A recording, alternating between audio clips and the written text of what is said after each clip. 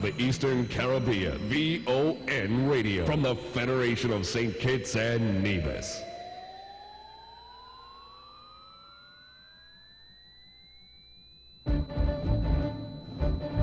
From the VON Newsline, this is the VON Major Newscast.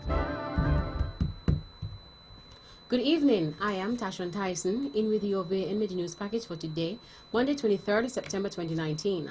In our lead stories, nationally, Memorial Fund established in honor of founder of Nevis Broadcasting Company, VON Radio, Merritt Herbert, and Prime Minister of St. Kitts and Nevis attends UN Action Summit 2019. Regionally, new disaster preparedness ministry created in the Bahamas on heels of Hurricane Dorian.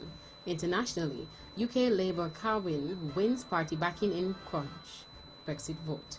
And in sports, India captain close to ban after Buran Hendricks clash. We'll have the details of these and other stories after this message.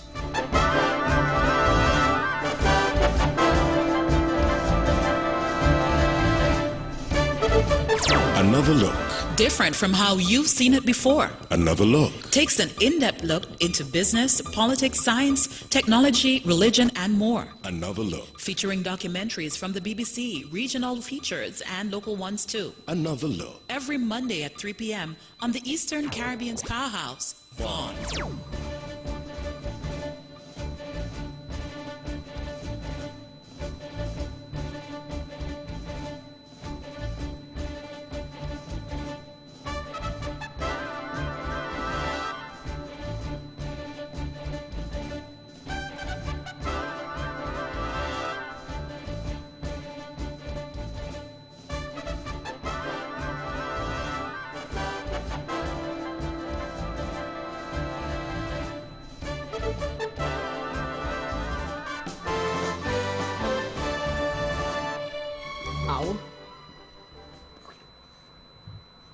Welcome back, and now the national news in detail. 2 years after the passing of Mr. Merritt Adolphus Herbert, pioneer and founding chairman of Nevis Broadcasting Company, Voice of Nevis VON Radio, the family of the late pioneer announced the establishment of the Merritt Herbert Memorial Fund in honor of his memory today, September 23rd. Mr. Herbert passed away on September 23rd, 2017. Daughter of the late Merritt Herbert is Delka Herbert Vadilas.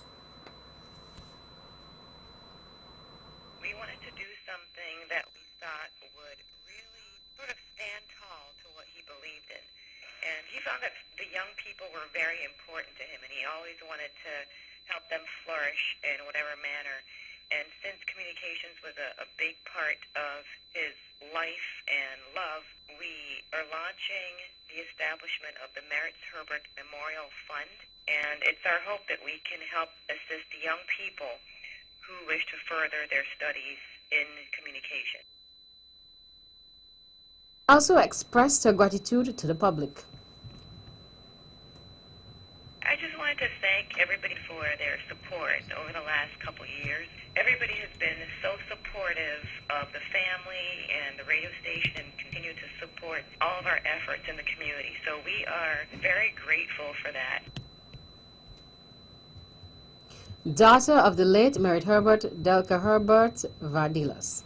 Meantime, General Manager of VON Radio, Mr. Everett Weber Herbert, said, "We do remember Mr. Merritt Herbert at this time, of course, 2 years since he has passed. But we are resolute in that he will always remind us that everyone has to do their part. He certainly did his part, left a legacy, and so we are just continuing that. And I'm very appreciative of his staff and all of the support from the entire community, and VON Radio will continue to fulfill its obligation in serving its people."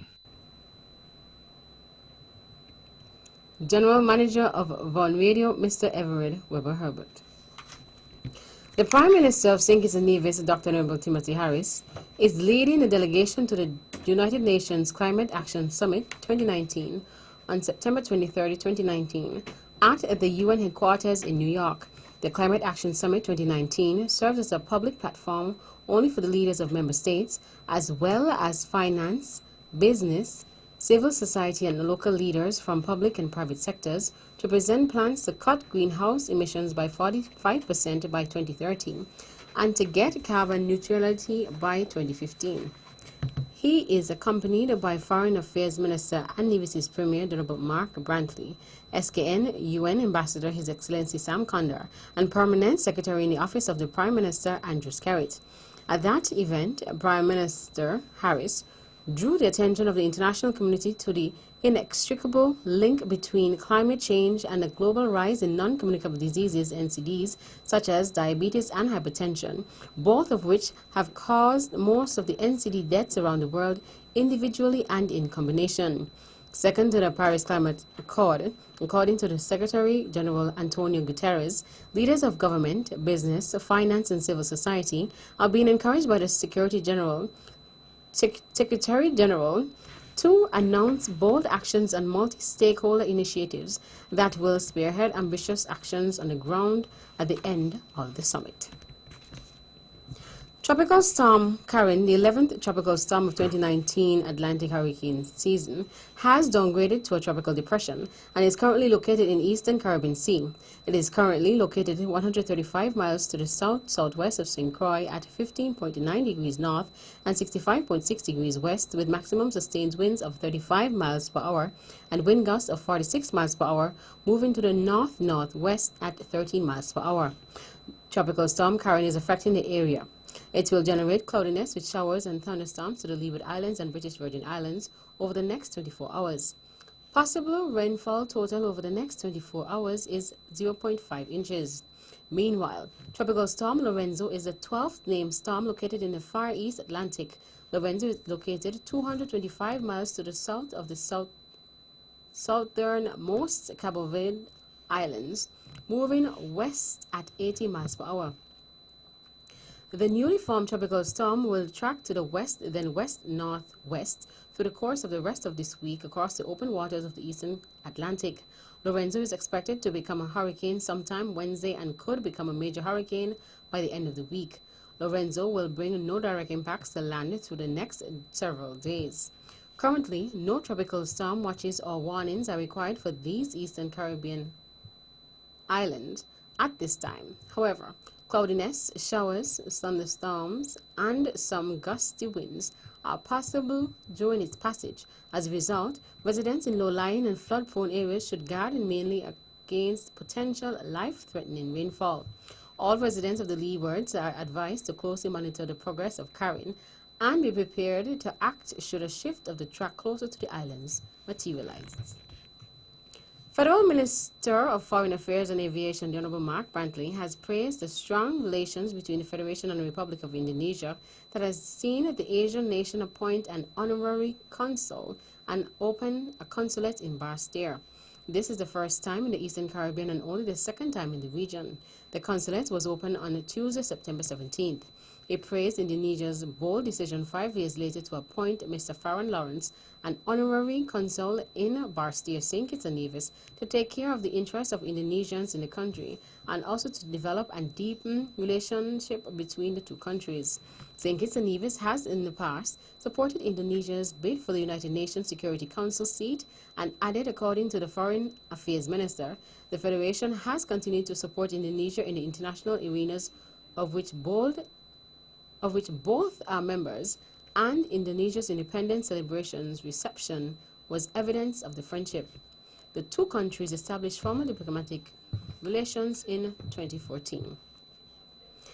Kenya's non-resident High Commissioner, His Excellency Anthony Mwaniki Mucheri, has presented his letters of credence to the Governor General, His Excellency Sir S.W. Tapley Seaton, GCMG, CVO, QCJP, and this has resulted in relations between the Federation of St. Kitts and Nevis and the Republic of Kenya strengthening.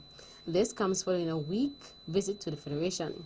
High Commissioner Mucheri, who is resident in Havana, where he is Kenya's ambassador to the Republic of Cuba, arrived in St. Kitts and Nevis on Sunday, September 15th, and was among the dignitaries that joined in the observance of National Heroes Day celebrations at the National Heroes Park on Monday, September 16th.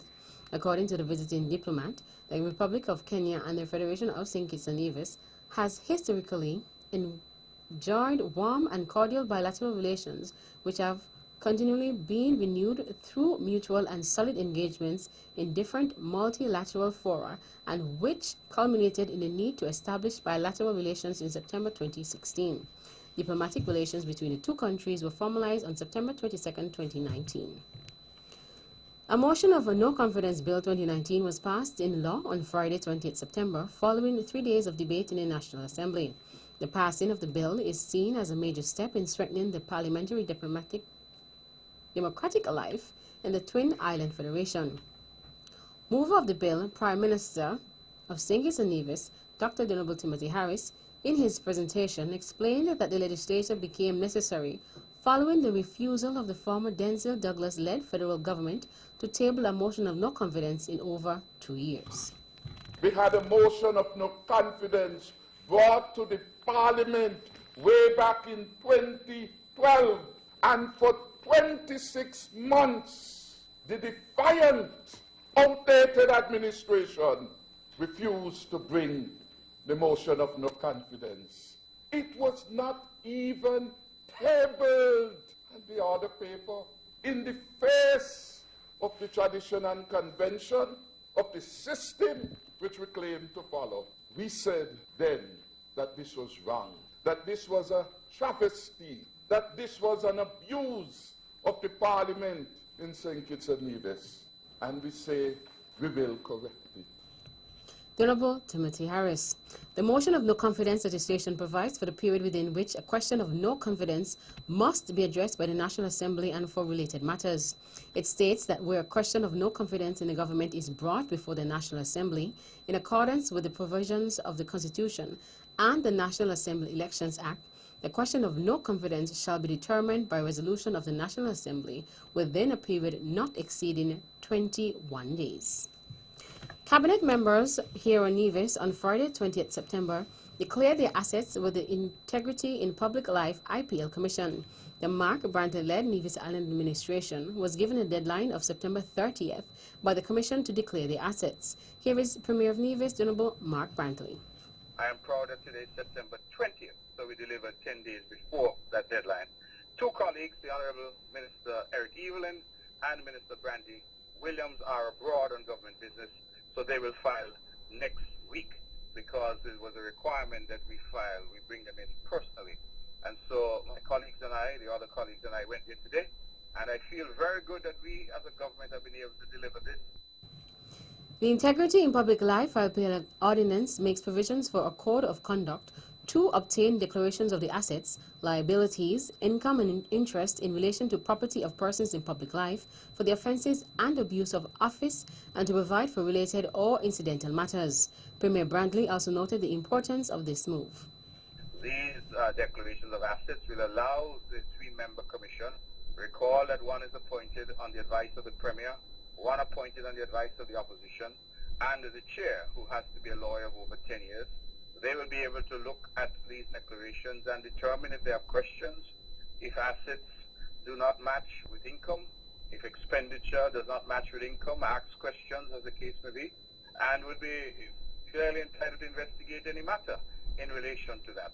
I would want to say to the public that these declarations of assets are not filed publicly for obvious reasons, to protect people's confidentiality, but they are filed with the Commission, and the Commission then would have considerable leeway under the legislation to deal with those filings. The Honorable Mark Brantley. IPL Commission includes Chairman and Attorney at Law, Mr. Ricardo V. Keynes, Mr. G. Sidney Newton, and Mr. Alfred Tyrrell. That's the national news segment. You can visit our website at www.vonradio.com or check us out on Facebook at Von Radio or our Von Radio YouTube channel for these and other stories. News from across the region is next.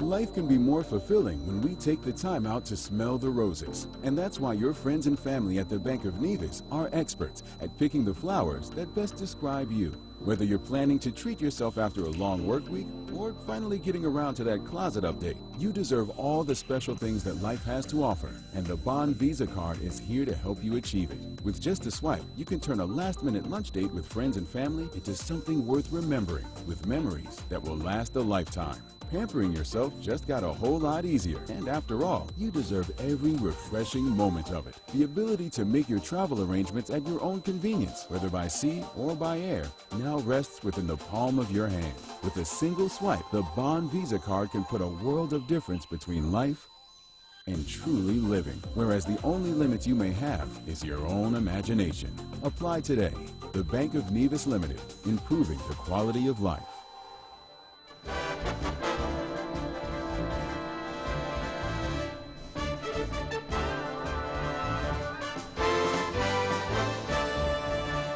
Welcome back. Another regional news in detail out of the Bahamas. In the aftermath of the devastation caused by Hurricane Dorian in Grand Bahama and Abaco 3 weeks ago, Prime Minister Dr. Hubert Minnis has announced a new disaster preparedness ministry. Member of Parliament for Central Grand Bahama, Aaron Lewis, who has served for the past 2 years as a parliamentary secretary in the Ministry of Works, has been named the Minister of State for Disaster Preparedness, Management and Reconstruction. Making the announcement at a press conference yesterday, Minnis said the new ministry will help to focus and to coordinate the national response for the recovery and reconstruction of Grand Bahama and Abaco, the second and third most populated islands in the archipelago. He explained that Lewis would be responsible for running the ministry on a daily basis, help to coordinate with the cabinet and colleagues, help to coordinate the development of and the functioning of work of the ministry, help to coordinate with the leadership of the National Emergency Management Agency and with hurricane relief and redevelopment coordinators on Grand Bahama and Abaco. The main body of the ministry will function as an authority, similar to the Public Hospital Authority. It will be responsible for the reconstruction of Abaco and East Grand Bahama and will have an executive director and board that will help to oversee the redevelopment of Abaco and East Grand Bahama. Out of the St. Vincent and Grenadines. The wheels began turning in court for the hearing of the challenges to the anti-gay laws of St. Vincent and the Grenadines, SVG. It was a debut court hearing at the High Court last Wednesday for the claims filed by Vincentians Sean McLeish, 53, and Javin Kevin Vic Johnson, 22, two gay men who have been living abroad in the United States and the United Kingdom, respectively. The two men, who do not know each other but are both living abroad because of their fear to return home, have simultaneously decided to file claims challenging the buggery and gross indecency laws of SVG. Johnson, in a media release last Thursday, stated, "I am very happy that this legal challenge has begun." McLeish went further to say that last Wednesday's hearing was a very important day, not only for the lesbian, gay, bisexual, transsexual, and queer LGBTQ persons who have intentions, but also monumental for access to social inclusion and equality for all marginalized groups.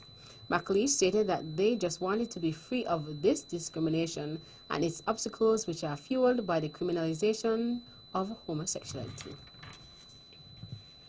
Out of Trinidad and Tobago. Trinidad and Tobago is cleaning up after Tropical Storm Karen caused widespread flooding and other damage yesterday, Sunday, 22nd September. Downpours associated with the storm, which is now moving across the Caribbean Sea, caused landslides, left several houses and commercial buildings underwater. Some residents had to be rescued as their homes flooded.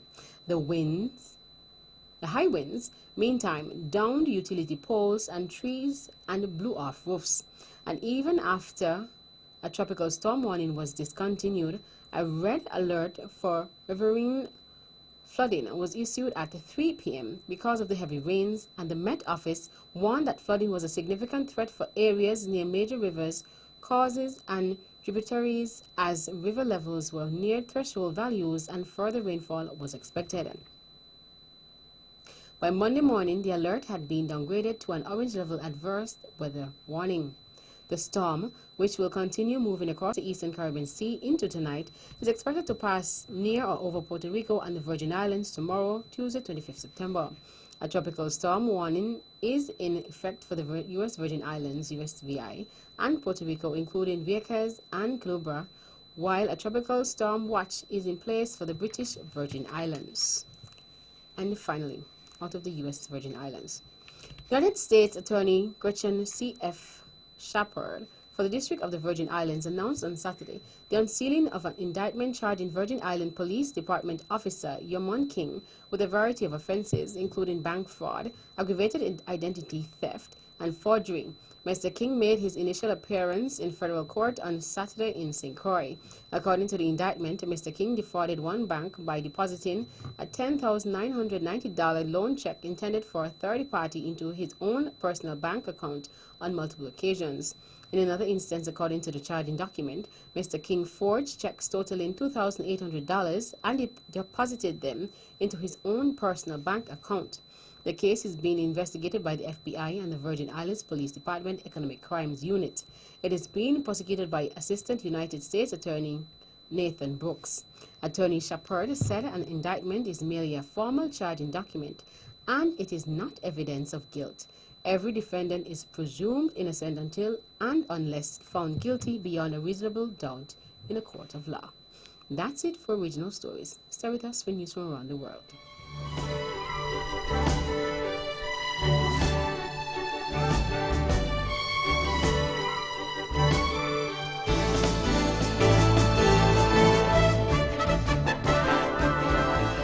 Welcome back, and now the international news in detail.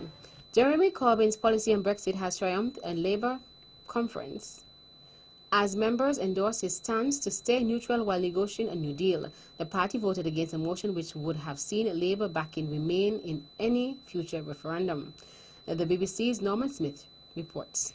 After a charged and emotional debate, Jeremy Corbyn tonight appears to have seen off an attempt to overturn his latest wait-and-see Brexit strategy. The debate, however, has again exposed the deep divisions within Labour over Brexit after Mr Corbyn proposed delaying any final decision on how Labour might campaign in a future referendum until after an election. The vote had seemed on a knife edge, but the result is nevertheless a significant victory for Mr Corbyn. The party's draft plan for its Brexit policy put forward by Mr Corbyn suggests that if Labour wins power in a general election, it would remain neutral while negotiating a new deal with the EU within 3 months.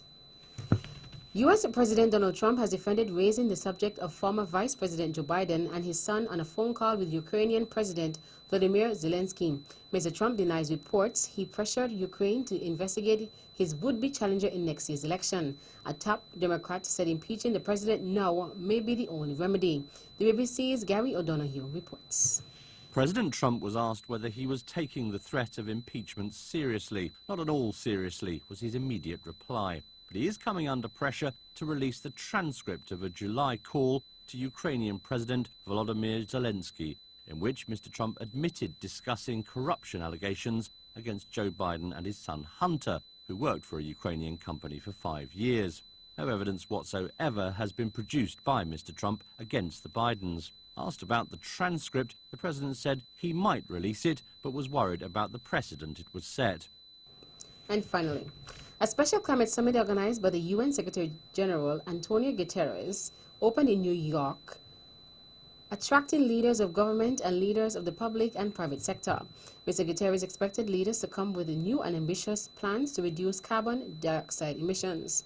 Youth activists, including Greta Thunberg, addressed the delegates in a passionate speech accusing them of failing to act on climate change. Ahead of the one-day summit, scientists warned the signs and impacts of global warming were speeding up. The World Meteorological Organization, WMO, said the amount of carbon dioxide going into the atmosphere between 2015 and 2019 had grown by 20% compared to the previous 5 years. That brings us to the end of our news segments.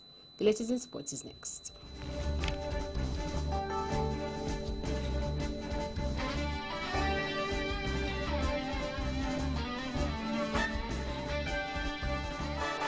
Get the hottest summer deal on your vehicle from TDC Automotive and pay no deposit. Finance your vehicle at the lowest interest rate ever with TDC Financial Services for as low as $775 per month. We're giving you 1 year free insurance with TDC Insurance Company on selected models. Free insurance? Now that's hot! Save even more with free servicing for up to 1 year. Free licensing, registration, accessories, and tinting. Save thousands and get lit with the hottest summer deal from TDC Automotive. We're #1 for a reason. Terms and conditions apply.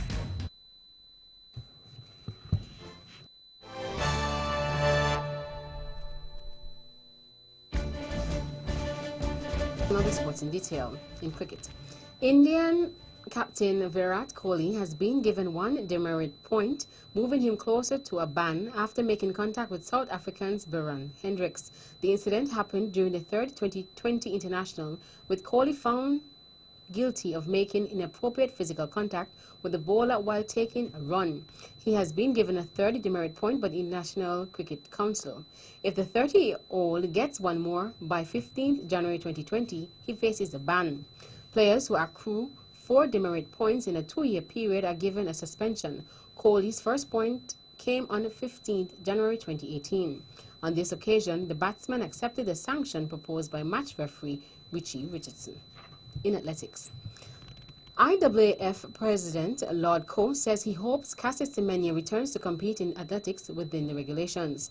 The 800-meter world and Olympic champion will not race at the World Athletics Championships in Doha because of new rules governing testosterone levels in female athletes. Semenya has said she will continue her appeal against the governing body's decision. Coe said the rules ensured a level playing field for all athletes. The new rules from the sports world governing body, the International Association of Athletics Federations, state that athletes with differences of sexual development, DSD, must take medication to reduce their levels of testosterone, a hormone that increases muscle mass, in order to compete in track events from 400 meters to the mile or change to another distance. Semenya had been able to race earlier in the season while awaiting the decision of the Swiss court, having previously lost an appeal to the Court of Arbitration for Sport. In more athletics, Russian officials handed over data which contained inconsistencies to World Anti-Doping Agency chiefs the body set up to combat drug cheating in sport has said. WADA has now opened compliance proceedings against the Russian Anti-Doping Agency, USADA. It suspects data must have been manipulated before being passed on. Russia was asked to hand over data from its Moscow laboratory to show it complied with global anti-doping rules. It was a key step toward taken towards Russia's reintegration back into the sporting fold following its suspension over a state-sponsored doping program. WADA said on Monday its executive committee was informed that further investigation of inconsistencies in Moscow laboratory data had led WADA to open a formal compliance procedure against USADA. The body says it is pursuing the matter robustly, and Russia has been given 3 weeks to explain the inconsistencies. And finally, in cricket, Sri Lankan spinner Akila Dhananjaya has been suspended from bowling in international cricket for 12 months because of an illegal action. The 25-year-old was reported after Sri Lanka's first test against New Zealand in Galle last month. The offence carries an automatic 12-month ban, as it is the second time he has been reported in a 2-year period. Dhananjaya was suspended for 2 months in December 2018 after Sri Lanka's test series against England. That's it for sports. The general weather forecast is next.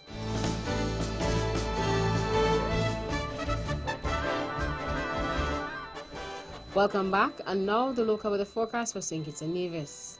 Weather tonight will be cloudy with showers and a low chance of thunderstorms. Weather tomorrow will be cloudy with showers and a moderate chance of thunderstorms. Winds are southeast to 12 to 18 knots or 22 to 33 kilometers per hour with higher gusts in showers. Seas are 2.9 meters or 9 feet with easterly swells 1.5 meters or 5 feet.